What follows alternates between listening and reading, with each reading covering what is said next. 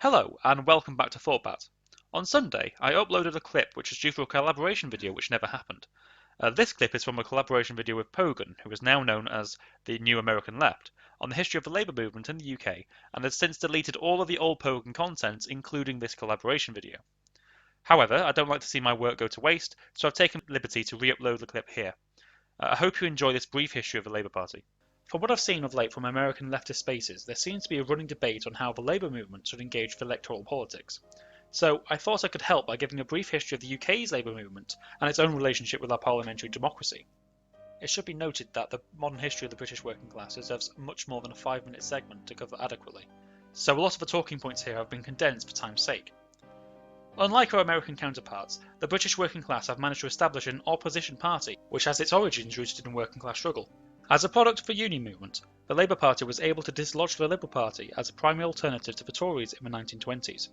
The party's strength grew as it began to secure temporary minority governments over the next couple of decades until eventually winning their first ever majority in Parliament and establishing the world-famous National Health Service soon after the conclusion of World War II, which gave each and every British citizen access to high-quality healthcare free at the point of use.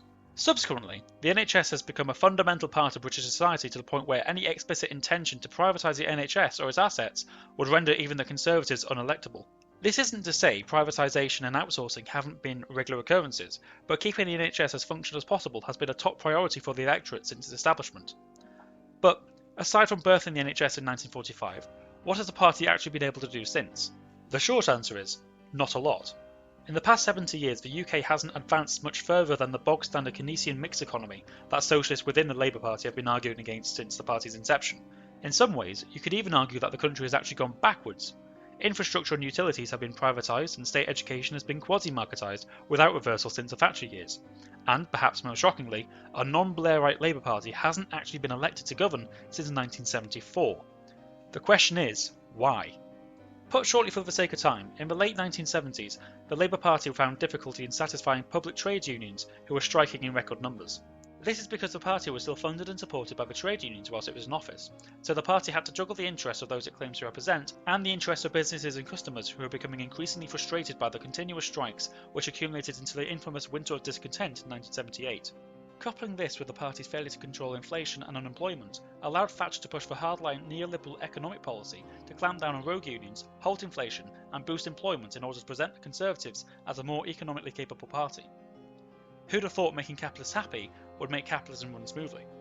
This narrative has become so rooted in political discourse to the point the Labour Party had to come up with a new campaigning tactic to shrug off its reputation. This tactic was known as Blairism. Following the death of Labour leader John Smith in 1994, Tony Blair, who had long self-identified as soft left during his time as backbencher, won the Labour leadership election. One of his first moves as party leader was to replace Clause 4 from Labour's constitution. This is significant because Clause 4 declared the party's commitment to attaining the common ownership of the means of production and exchange. The deviation from Labour's long-standing adherence to nationalisation meant that the party is now seen and referred to as New Labour, a neoliberal compromise between Toryism and socialism. The rebranding was successful, as New Labour were able to secure 3 successive election victories from 1997 to 2005. Whilst there were some progressive reforms along the way, including the introduction of a minimum wage, as well as new employment rights, Blair did not reverse the privatisation of rail services and he did not repeal the Thatcherite union laws. His platform was one of regulation and moderation, so really, New Labour had become far more similar to the Democrats of the United States or the old Liberal Party than the representatives of trade unions in Parliament. The legacy of Blair's government will ever be tarnished by the introduction and later tripling of university tuition fees, which has become a major talking point in UK electoral politics, and the privatisation of assets from the National Health Service, and perhaps most importantly, the UK's participation in the Iraq War. The backlash from Blair's involvement in Iraq led to his resign, and he was eventually replaced by Gordon Brown. Under Brown, Labour was seen to have dealt with the financial crash of 2008 poorly, and Labour's catastrophic 2015 election results under Ed Miliband resulted in a new shake-up in leadership and the entrance of Jeremy Corbyn. Corbyn was known for his disobedience to the new Labour establishment. He was one of the few government MPs to vote against intervention in Iraq as a prime example. His adherence to the socialist principles of nationalisation and union representation, which he had held since the days of Thatcher, made many on the British left feel as though Corbyn had given them their party back.